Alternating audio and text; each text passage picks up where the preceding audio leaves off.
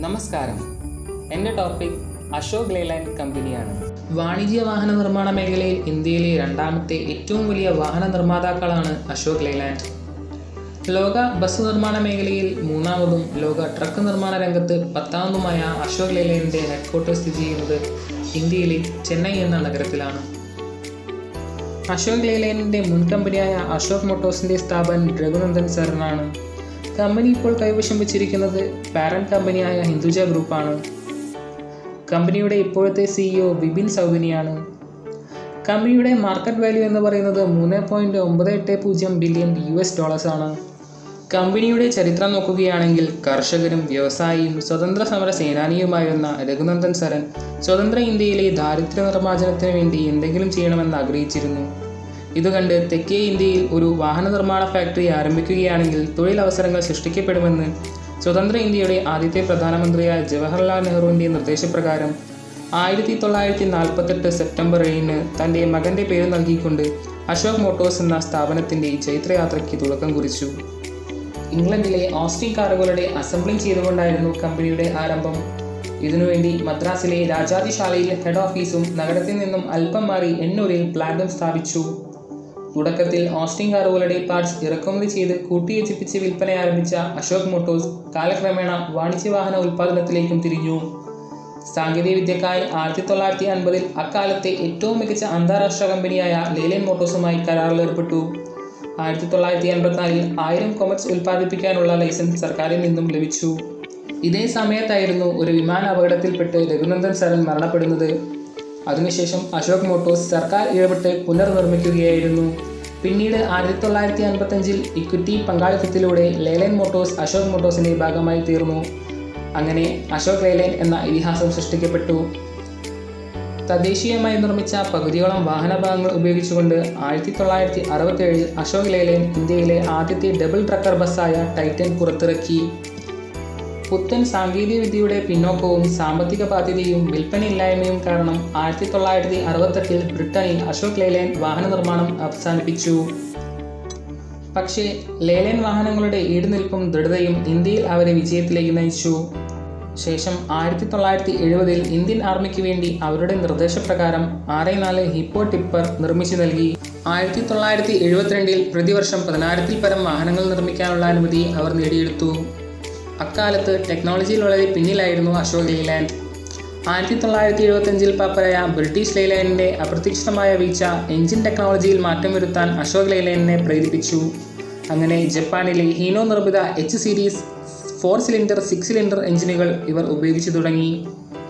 പിന്നീട് Viking, cheetah എന്നിങ്ങനെയുള്ള ബസ്സുകൾ അവർ പുറത്തിറക്കി. 1980 ഹൊസൂരിൽ രണ്ടാമത്തെ പ്ലാന്റ് സ്ഥാപിച്ചു. അവിടെ നിർമ്മിച്ച ടസ്കർ എന്ന 13 ടൺ ഭാരമുള്ള ട്രക്കും ആദ്യത്തെ മൾട്ടി ആക്സിൽ ട്രക്കായ താരോസും പുറത്തിറക്കി.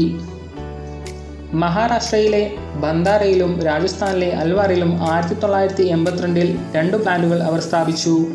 ഇറ്റലിയിലെ ഇവോക്കോയും NRI വ്യവസായിക ഗ്രൂപ്പായ ഹിന്ദുജയും 1987 അശോക് ലേലാൻഡിനെ സ്വന്തമാക്കി. അതിനുശേഷം ഫാക്ടറി നിർമ്മിത ക്യാബിനുകളുള്ള കാർഗോ സീരീസ് ട്രക്കുകൾ ഇവർ പുറത്തിറക്കി. 1990 ചെന്നൈയിലെ ദിലിവോയിൽ ചാവടിയിൽ പൂർണ്ണസജ്ജമായ ടെസ്റ്റിംഗ് ട്രാക്കുകളും അവശ്യ സന്നാഹങ്ങളും ചേർത്ത ഒരു വലിയ ടെക്നിക്കൽ സെൻറ്റർ അശോക് ലേലാൻഡ് സ്ഥാപിച്ചു. 1997 സ്റ്റാലിയോൺ എന്ന ഓൾ ടെറാറിയൻ ലോജിസ്റ്റിക് വെഹിക്കിൾ പുറത്തിറക്കി. ഇതേസമയം ഇന്ത്യയിലെ ആദ്യത്തെ CNG ഇന്ധന ബസ്സുകൾ പുറത്തിറക്കി അശോക് ലേലാൻഡ് ശ്രദ്ധ പിടിച്ചുപറ്റി. പിന്നീട് ഇവോക്കോയുമായുള്ള സഹകരണം അവസാനിപ്പിച്ച അശോക് ലേലാൻഡ് ക്യാബിനുകൾ തങ്ങളുടെ ഇക്കോമെറ്റ് ട്രക്കിനുള്ളിൽ ഉപയോഗിച്ചു വരുന്നു. 2006 ചെക്ക് റിപ്പബ്ലിക്കൻ കമ്പനിയായ അവിയയെ ഇവർ ഏറ്റെടുത്തു. 2007 അശോക് ലേലാൻഡും നിസാർ മോട്ടോഴ്സും ചേർന്ന് നിർമ്മിച്ച ചെറിയ വാണിജ്യ വാഹനമായ ദോസ്ത് ഇന്ത്യൻ ചെറു പിക്കപ്പ് ശ്രേണിയിൽ തരംഗമായി മാറി. 2010 ഉത്തരാഖണ്ഡിലെ പട്നഗറിൽ കമ്പനി അടുത്ത പ്ലാന്റ് സ്ഥാപിച്ചു. ലോകോത്തര നിലവാരമുള്ള പ്ലാന്റിൽ പുത്തൻ സാങ്കേതിക വിദ്യകൾ ഉപയോഗിച്ചുകൊണ്ട് 75,000-ൽ പരം വാഹനങ്ങൾ വരെ പ്രതിവർഷം നിർമ്മിക്കാൻ കഴിയും. തങ്ങളുടെ ഉപഭോക്താക്കളുടെ ഫൈനാൻസിംഗ് കാര്യങ്ങൾക്ക് വേണ്ടി അശോക് ലേലാൻഡ് ബാങ്ക് ഓഫ് ബറോഡയുമായി 2009 മെമ്മറാണ്ടം ഓഫ് അണ്ടർസ്റ്റാൻഡിംഗ് ഒപ്പുവെച്ചു. 2013 ബോസ് എന്ന ഇൻ്റർമീഡിയറ്റ് കൊമേഴ്ഷ്യൽ വാഹനം പുറത്തിറക്കി. 2014 ഇന്ത്യയിലെ ആദ്യത്തെ എയർ കണ്ടീഷൻഡ് ലൈറ്റ് കൊമേഴ്ഷ്യൽ വാഹനമായ പാട്ന ട്രക്കും മിത്ര എന്ന ബസ്സും അവർ പുറത്തിറക്കി. 2020 അവതാർ എന്ന കസ്റ്റമൈസബിൾ ട്രക്കുകൾ ഇറക്കി പുതിയ സാങ്കേതിക വിദ്യകൾ വിപണിയിലെത്തിക്കുന്നതിൽ മുൻപന്തിയിലാണ് തങ്ങളെന്ന് വീണ്ടും അശോക് ലേലാൻഡ് തെളിയിച്ചു.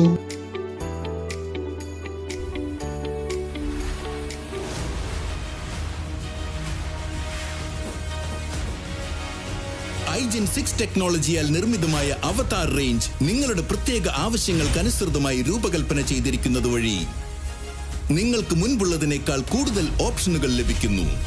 നിങ്ങളുടെ പക്കലുണ്ട് 18 മുതൽ 55 ടണ്ണിന്റെ കോൺഫിഗറേഷൻസിന്റെ സമ്പൂർണ്ണ റേഞ്ചിൽ നിന്നും തിരഞ്ഞെടുക്കാനുള്ള ഓപ്ഷൻ. ഞങ്ങൾ ട്രക്ക് നിർമ്മിക്കാൻ ആരംഭിക്കുന്നത് നിങ്ങളുടെ ആവശ്യങ്ങളെ മുൻനിർത്തിയാണ്. ട്രക്കിനെ സംബന്ധിക്കുന്ന ഓരോ കാര്യവും നിങ്ങളുടെ ഇഷ്ടത്തിനനുസരിച്ചാണ് നിർമ്മിക്കുന്നത്. എങ്കിൽ നമുക്ക് ആരംഭിക്കാം. നിങ്ങൾക്കിഷ്ടപ്പെട്ട ആപ്ലിക്കേഷൻ, മൈനിങ്, നിർമ്മാണം, ഇ-കോമേഴ്സ് ഡെലിവറീസ്, സിമെന്റ് ട്രാൻസ്പോർട്ടേഷൻ, അങ്ങനെ ഒട്ടനവധി. ലോഡ് നിങ്ങൾ ആഗ്രഹിക്കുന്നത് പോലെ. ഒരു തടസ്സത്തിനും നിങ്ങളെ തടയാൻ കഴിയാത്ത വിധം ഇത് എല്ലാ പാതയ്ക്കും തയ്യാറാണ്.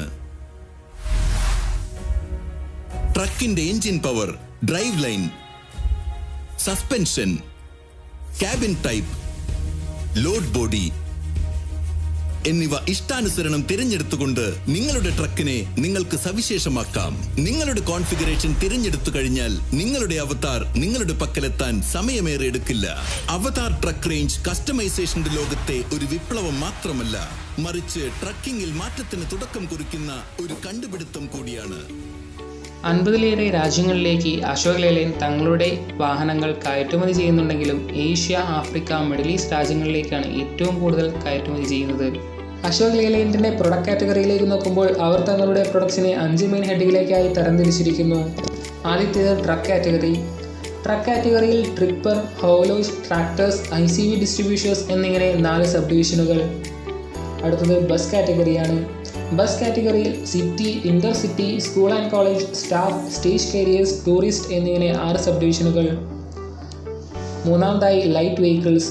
ലൈറ്റ് വെഹിക്കിൾസിൽ light commercial vehicles, small commercial vehicles, goods carrier, passenger buses എന്നിങ്ങനെ 4 സബ് ഡിവിഷനുകൾ. നാലാമതായി defence vehicle category. Defence vehicle കാറ്റഗറിയിൽ armoured vehicles, high mobility vehicles, light tactical vehicles, logistic vehicles, stimulators, tracked vehicles എന്നിങ്ങനെ 6 സബ് ഡിവിഷനുകൾ. അഞ്ചാമതായി power solutions.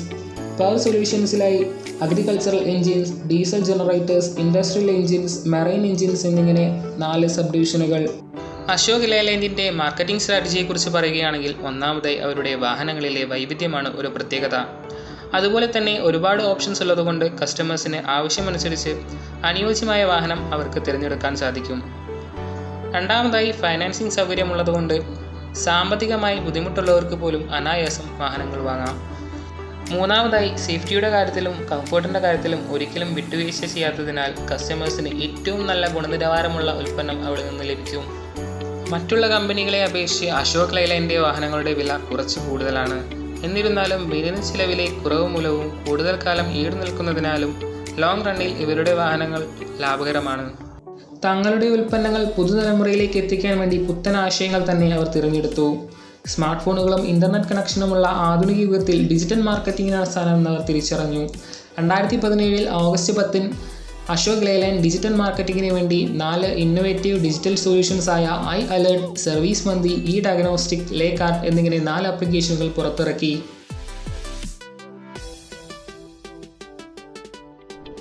സാമൂഹിക സേവനത്തിലും Ashok Leyland ഒട്ടും പുറകിലല്ല. Institute of driving training centre ഇതിനൊരു ഉത്തമ ഉദാഹരണമാണ്.